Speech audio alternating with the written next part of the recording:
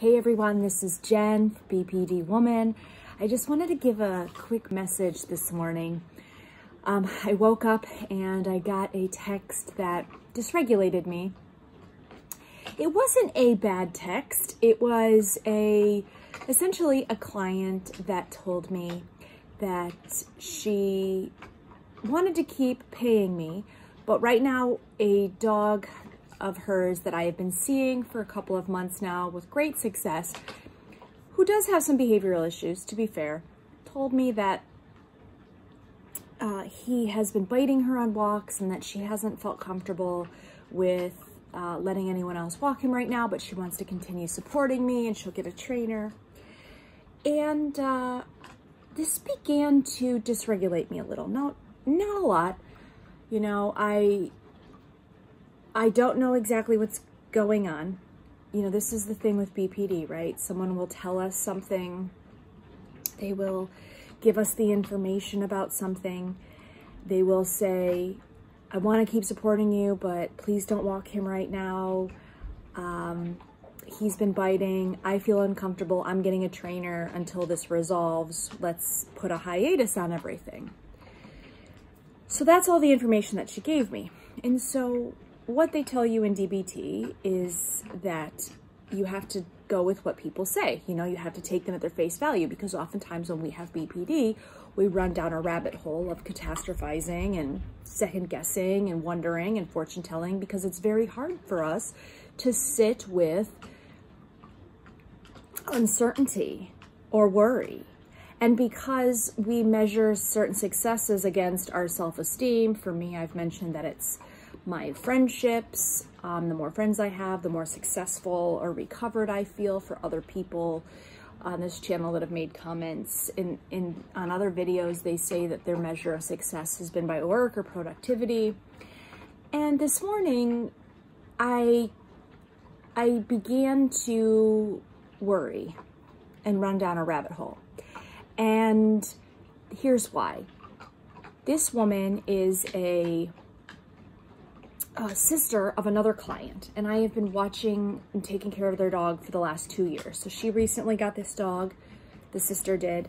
So I started working for the sister, who then introduced me last weekend to one of her neighbors for a follow-up, a meet and greet, to see if she might be interested in having me come on. Now her dog also has a little bit of issues, and the owner has a bit of a complicated schedule, but I was hoping we could make it work. So I texted to follow up with this new person that's a neighbor, like literally within walking distance around the corner of the client that reached out to me today to say we need to put a hiatus on things. And I reached out to this new potential client to say, hey, checking back in with you. Would you like to put the dog on the schedule? By all accounts, the meet and greet was perfectly successful, but I didn't hear anything. Additionally, I just finished up a visit with the woman's sister, the first initial client. And normally the husband will text, you know, every now and then, thank you, that's great, appreciate it. But they won't normally text every time. Here's the picture I'm painting. I began to worry when I didn't hear from this new client yesterday after I texted her about 5 p.m. So now it's almost going on 11 a.m. here. That I had done something wrong, you know, or maybe she, you know, went to bpd.com and found out that I have a personality disorder, right? Or maybe that she doesn't like me, or maybe that I've done something wrong. And then I thought, well, why isn't she getting back to me? This is really weird. This is all yesterday. This is really weird. Why isn't she getting back to me? You know, her neighbor is my client. Won't that be weird if she doesn't say anything?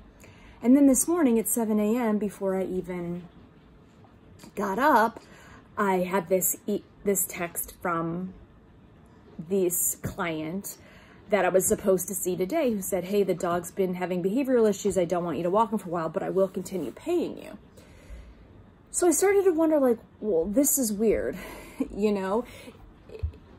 Now, I don't have all of the facts, right? And what's going to be hard now is that not Hi, sweetie. It's gotten a lot, thank you. It's gotten a lot easier over the years, but I replied to this woman's text about the hiatus, and it was very thoughtful. And in it, you know, I said, listen, I'm sorry to hear what's going on. I can recommend a trainer. I am happy to continue walking him. How bad is it? You know, because I see dogs all day long. So, I mean, I can gauge what's safe for me and what's not. I thanked her for continuing to want to pay me. And, you know, I said, just checking in that I haven't done anything that you haven't been unhappy with, but I didn't dwell, you know, I put it forth because it's worrying me, right? Why doesn't she want me there? Even though she's given me all the answers, even though that those in DBT say, well, you have to take people at face value. Well, here's the thing. People do lie, right? You know, people do make excuses, social excuses, without telling you everything. And that's just not with BPD. That's everyone, right? People tell white lies. People say things to get out of things. And because I have tied my self-esteem with the approval of others, or how many clients I have, or how many friends I have, losing a client or a friend could be a ding to my self-esteem, right? And so what's my instinct? Oh, what did I do? Oh, can I remedy it? Oh, will you self-validate me? Etc., etc. So what did I do instead? Well, I took a breath, and this is the message to you today. If you are struggling with something today, I know it's cliche, but take a breath, or go for a walk, or read something with subtitles. And in fact, I did that last night, and man, within 10 minutes, I had forgotten what I was worrying about. It does work. It helps distract the mind. And then use the stop skill. And stop stands for stop what you're doing. Okay, so don't keep ruminating, or don't make a phone call, or don't do anything out of the extremes. Take a step back, observe, okay, what's going on here? What did she say? What am I feeling? What am I using from the past to inform my decision today? Am I thinking this through correctly? Do I have all the facts to make a decision about everything that I'm seeing? P is proceed mindfully. So for me, proceeding mindfully it's that thing that's difficult to do. The waiting game. I have to wait now. And with her, she has a job where she's not able to access her personal phone during working hours. Now, from the last I heard, she was going into the office and she'd have to put her phone up. So I don't know if she's working from home and just unable to take my call right now. I don't know if she's at work and her phone's locked up, so she won't be able to text me to this evening. No idea, honestly, what's truly going on here. But to proceed mindfully, I can't say anything more, right? I've put out my feelers. I've put out my questions. I've made, you know, I've sent out one voice note and one text message, and or maybe 2 short text messages, and that's it. And now I have to wait for her to volley the conversation back to me. That's what proceeding mindfully looks like. At least for me, it does. So in the meantime, am I worrying a bit like, oh, did I do something wrong? Did I go back and reread all of my text messages with all of those 3 clients that I just mentioned today? Yes. But now I got to let that shit go, right? So that's what I want to offer to you today. It's hard to take a step back, to stop, use the stop skill, stop what you're doing, take a step back, observe what's going on, proceed mindfully, and to let it wait out. In the meantime, to mitigate, let's say they did find out, you know, that I have BPD, or they did find out something else. I've reviewed everything in this is why now I go day to day and I do things that I feel ethically straight about, I feel good about. And I had to think to myself, have I done anything recently that I don't feel good about doing? Was I unethical? Did I mistreat an animal? Did I mistreat a person? No.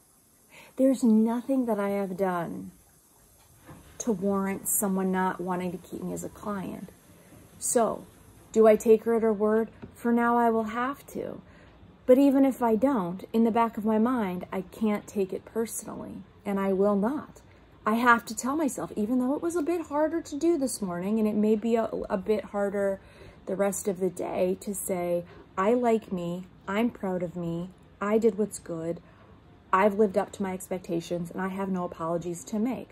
For any number of reasons, she may not want to be a client, and maybe what she's telling me is true, but don't forget, people can lie. People don't always give you the full truth. But it's not our job to say, no, what's really happening? No, what's really going on? Because all that's going to do is make you lose credibility. It's going to give them a signal that something's a bit off here. So that's my advice to you. So if you are struggling today, just take a step back, observe what's going on, be kind to yourself, and tell yourself you're doing the best you can. And if you do need to make an amends, then make that amends, but then let it go. Don't beat up on yourself. My name's Jen. This has been BPD Woman Short Message today. Take care. Be effective. Talk soon. Bye.